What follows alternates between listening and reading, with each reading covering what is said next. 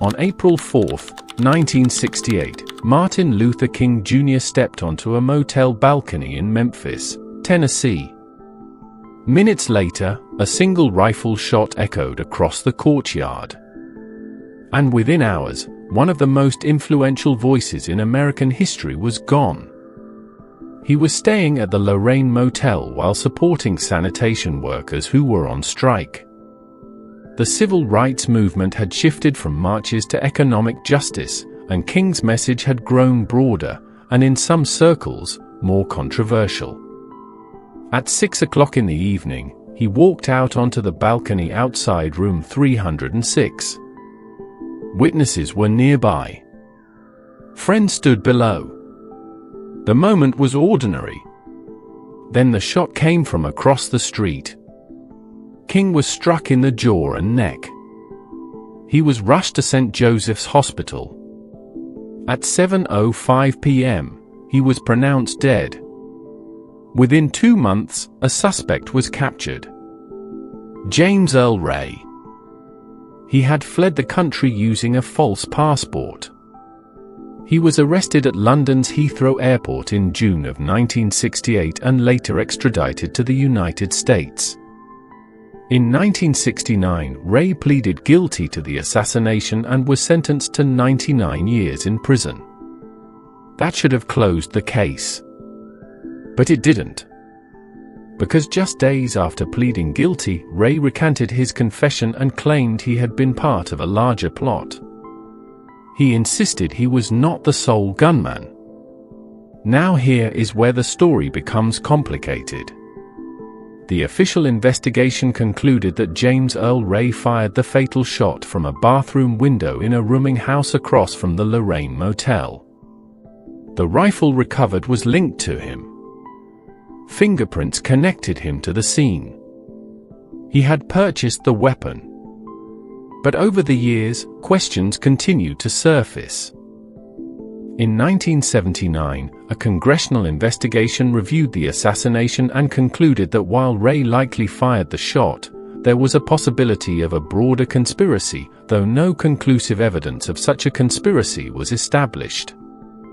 Later, in 1999, a civil trial brought by members of King's family resulted in a jury finding that a conspiracy may have existed involving others beyond Ray. However, that was a civil proceeding, not a criminal conviction, and the federal government reaffirmed its position that Ray acted alone. So what are we left with? On one side, physical evidence tying Ray to the rifle, the location, and his escape. On the other, Ray's recanted confession, his claims of being manipulated, and decades of public distrust toward government investigations during that era. It's important to remain grounded. There is no verified evidence that conclusively proves a second shooter. Multiple official investigations reaffirmed Ray's role as the assassin. At the same time, public skepticism grew partly because the 1960s were marked by other high-profile assassinations and deep political turbulence. And that context matters. Martin Luther King Jr. was not simply a minister. By 1968, he was challenging poverty, militarism, and systemic inequality on a national scale. He had enemies across ideological lines. He was monitored by federal authorities. He was controversial in powerful circles. Which is why the assassination felt bigger than a single trigger pull. But here is the detail that still resonates. The night before his death, King delivered what became known as the Mountaintop speech. In it, he said, "I may not get there with you."